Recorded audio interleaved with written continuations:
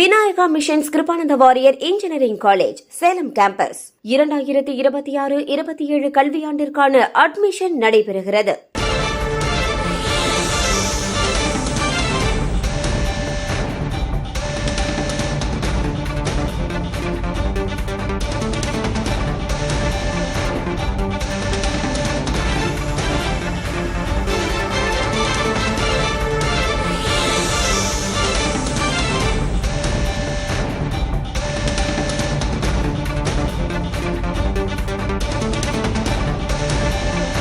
அதிமுகவின் முன்னாள் அமைச்சரும் விராலிமலை தொகுதியின் சட்டமன்ற உறுப்பினருமான சி. விஜயபாஸ்கர் தன்னுடைய பதவியை ராஜினாமா செய்திருக்கிறார்.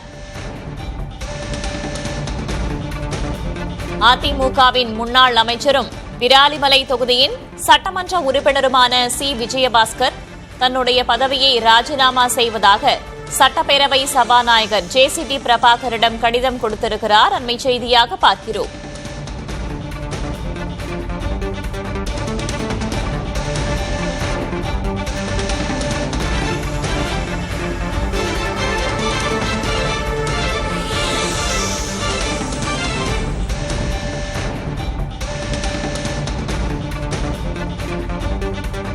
அதிமுகவின் ஆட்சி காலத்தில் சுகாதாரத்துறை அமைச்சராக இருந்தவர் சி. விஜயபாஸ்கர் 2026 சட்டமன்ற தேர்தலில் விராலிமலை தொகுதியில் போட்டியிட்டு சட்டமன்ற உறுப்பினராக தேர்வு செய்யப்பட்டார். சட்டப்பேரவையில் அதிமுக இரு அணிகளாக பிரிந்து செயல்பட்டபோது எஸ்.பி. வேலுமணி அணியில் அவர் இருந்தார். தொடர்ந்து தொகுதி மக்களிடம் ஆலோசனையும் அவர் முன்னதாக நடத்தியிருந்தார். இவ்வாறான சூழலில் விராலிமலை எம்எல்ஏ பதவியை ராஜினாமா செய்திருக்கிறார் சி. விஜயபாஸ்கர்.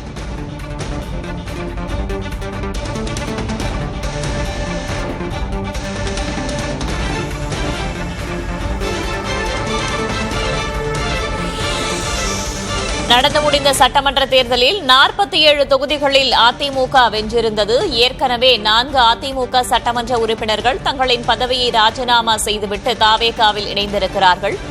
தற்போது அதிமுக சார்பில் போட்டியிட்டு வென்ற சி. விஜயபாஸ்கர் தனது சட்டமன்ற உறுப்பினர் பதவியை ராஜினாமா செய்துள்ளார். கூடுதல் தகவல்களை வழங்குவதற்காக செய்தியாளர் ரமேஷ் இணைந்திருக்கிறார். அவரிடம் கேட்கலாம். ரமேஷ், சி. விஜயபாஸ்கர் தன்னுடைய எம்எல்ஏ பதவியை ராஜினாமா செய்திருக்கிறார். என்ன காரணம்? அவரின் அடுத்த கட்ட நகர்வு என்ன?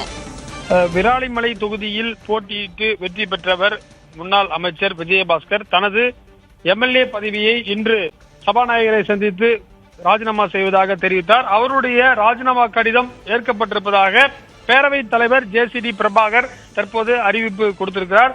தமிழக சட்டமன்றத்தில் காலியாக இருக்கக்கூடிய சட்டமன்ற குறிப்பாக உறுப்பினர்கள் எண்ணிக்கை என்பது 6 உயர்ந்திருக்கிறது. ஏற்கனவே திருச்சி கிழக்கு, அதனை தொடர்ச்சியாக 4 அதிமுக உறுப்பினர்கள், அதன் தொடர்ச்சியாக தற்போது விஜயபாஸ்கர் என 6 உறுப்பினர்கள் கிட்டத்தட்ட ராஜினாமா செய்யப்பட்டிருப்பதால் கிட்டத்தட்ட 5 அந்த திருச்சி கிழக்கையும் சேர்த்தால் 228 என்ற ஒரு எண்ணிக்கையை நோக்கி தமிழக சட்டமன்றத்தினுடைய மொத்த நம்பர்ஸ் 228 தற்போது மாறி இருக்கிறது.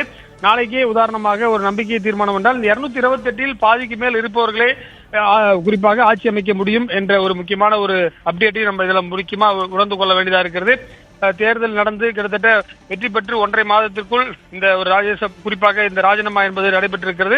விஜயபாஸ்கரை பொறுத்தவரை ஒரு மிக சிறந்த ஒரு சட்டமன்றவாதியாக திகழ்ந்தவர். குறிப்பாக 2011 விராலிமலையில் வெற்றி பெற்று அப்போது அவர் சட்டமன்றத்தில் அவருடைய பேச்சை கேட்டு அப்போதைய முதலமைச்சர் ஜெயலலிதா குறிப்பாக அவருக்கு சுகாதாரத்துறையை கொடுத்தார். அதற்கு பிறகு மீண்டும் ஜெயித்து அவரும் அடுத்த வந்த கேபினெட்டிலும் விஜயபாஸ்கர் ஹெல்த் மினிஸ்டர் இருந்தார். அதற்கு பிறகு எடப்பாடி பழனிசாமி அமைச்சரவையிலும் அவர் தொடர்ச்சியாக ஹெல்த் மினிஸ்டராக கிட்டத்தட்ட 8 ஆண்டுகள் தமிழகத்தில் தொடர்ச்சியாக சுகாதாரத்துறை அமைச்சர் என்ற ஒரு பெயரை பெற்றவர். கொரோனா போன்ற ஒரு மிகப்பெரிய ஒரு பேராபத்து வந்தபோது கூட அந்த ஆபத்தை பேரிடரை தடுத்து நிறுத்த குறிப்பாக பல்வேறு விதமான விஷயங்களை அப்போது சுகாதாரத்துறை அமைச்சராக இருந்தபோது செய்தவர். எனவே அவருடைய பங்களிப்பு என்பது ஒரு முக்கியமான விஷயமாக பார்க்கப்படுது. அவர் அடுத்தது என்ன செய்ய போகிறார்? ஒன்று தமிழக வெற்றி கழகத்திற்கு செல்வாரா அல்லது திமுகவிற்கு செல்வாரா என்ற ஒரு கேள்வி எழுந்திருக்கிறது. அவர் திமுகவில் புதுக்கோட்டை மாவட்ட செயலாளர் என்ற ஒரு பொறுப்பு கேட்கப்பட்டிருப்பதாகவும் அது அவருக்கு கிடைக்கும் பட்சத்தில் அவர் அங்கே செல்வார் என்றும் சொல்லப்படுகிறது. அப்படி இல்லாத பட்சத்தில் அவர் வேற ஒரு முக்கியமான முடிவை எடுப்பார் என்று சொல்லப்படுகிறது. சொல்லப்படுகிறது. ஏற்கனவே அவரிடம் இருந்த புதுக்கோட்டை அதிமுக மாவட்ட செயலாளர் பொறுப்பு எடப்பாடி பழனிசாமியால் பிடுங்கப்பட்டது. எனவே அவர் அதனால் தொடர்ந்து வேதனையாக இருந்தார். குறிப்பாக அவருடைய அந்த கட்சி அலுவலக சாவியை கூட முறைப்படி கொடுத்துவிட்டு ஒரு பேட்டியும் ஒரு உருக்கமான பேட்டியும் கொடுத்திருந்தார்.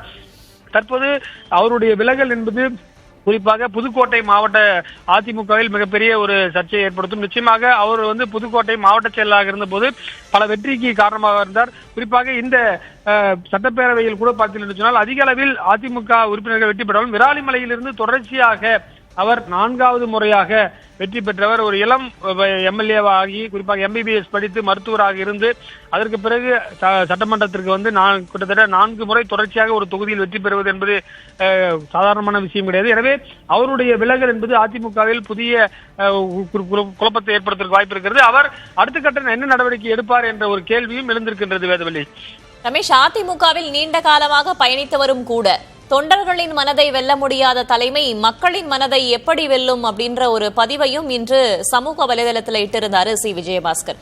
என்ன முரண் அவருக்கு அதிமுகவோடு? நிச்சயமாக அவர் இந்த நம்பிக்கை வாக்கெடுப்பு கடந்த மாதம் சட்டப்பேரவையில் நடந்த போது 13ஆம் தேதி அதில் அரசுக்கு ஆதரவாக வாக்களித்த 25 எம்எல்ஏக்களில் அவரும் ஒருவர். எஸ்பி வேலுமணி, விஜயபாஸ்கர். குறிப்பாக இன்னும் சொல்ல வேண்டும் சொன்னால் வேலுமணி தரப்பில் இருக்கக்கூடிய எம்எல்ஏக்களுக்கு கொறடாவாக இவர் அப்போது நியமிக்கப்பட்டார். ஆனால் அதை சட்டமன்றம் அங்கீகரிக்கவில்லை. அதேபோல எடப்பாடி பழனிசாமி அரசுக்கு எதிராக 22 எம்எல்ஏக்கள் வாக்களித்தார்கள். அதற்கு பிறகு இந்த 25 பேர் மீதும் நடவடிக்கை எடுக்க வேண்டும் என்று கட்சி தாவல் தடை சட்டத்தின் மீது நடவடிக்கை எடுக்க வேண்டும் என்று எடப்பாடி பழனிசாமி சபாநாயகருக்கு கடிதம் கொடுத்தார். எனவே அப்போதிருந்தே அவருக்கு ஒரு இறங்கு முகம் கட்சியில் ஏற்பட்டது. அவருடைய மாவட்ட செயலாளர் பொறுப்பு பதிக்கப்பட்டது. அதற்கு பிறகு அவர் தொடர்ச்சியாக ட்விட்டரில் கருத்துக்களை தெரிவித்தார். அந்த மாவட்ட அலுவலக சாவி ஒப்படைப்பதில் ஒரு சில பிரச்சனைகள் ஏற்பட்டது. ஏற்கனவே புதிதாக நியமிக்கப்பட்ட மாவட்ட செயலாளர் அங்கே போய் அந்த சாவியெல்லாம் வாங்கினார். எனவே அவருக்கு ஒரு எம்பராஸ்மெண்ட் ஏற்பட்டது. அவருக்கு ஒரு மிகப்பெரிய ஒரு கலக்கம் ஏற்பட்டது. எனவே அவர் தற்போது விலகி இருக்கின்றார். அவர் இன்னும் இளம் வயது, அவருக்கு இன்னும் அரசியல் 20 ஆண்டுகளுக்கு மேல் உழைக்கக்கூடியவராக இருக்கிறார். நல்ல சட்டப்பேரவையில் சிறப்பாக குறிப்பாக மருத்துவத்துறை மானிய கோரிக்கை மீதான விவாதம் நடைபெற்று கூட குறிப்பாக கடந்த திமுக ஆட்சியிலும் சிறப்பாக பேசக்கூடியவர். ஏன்னா எதிர்கட்சி என்ற முறையில் அவர் வாய்ப்பு கொடுக்கப்படும். அவர் தான் இந்த ஹெல்த் டிபார்ட்மெண்ட் நடக்கக்கூடிய பல்வேறு பிரச்சனைகளை அரசிடம் கொண்டு அவர், ஏன்னா அவருக்கு நிறைய ஹெல்த் டிபார்ட்மெண்ட் அபிஷியல்ஸ் நிறைய தெரியும், டேட்டாவோட பேசக்கூடியவர். எனவே அவருடைய இழப்பு என்பது நிச்சயமாக அதிமுகவிற்கு குறிப்பாக அந்த கொங்கு குறிப்பாக டெல்டா மாவட்டங்களில் மிகப்பெரிய ஒரு தாக்கத்தை ஏற்படுத்தும் என்று சொல்லலாம். எனவே அதிமுக எம்எல்ஏக்களின் எண்ணிக்கையும் இங்கு குறைந்திருக்கிறது.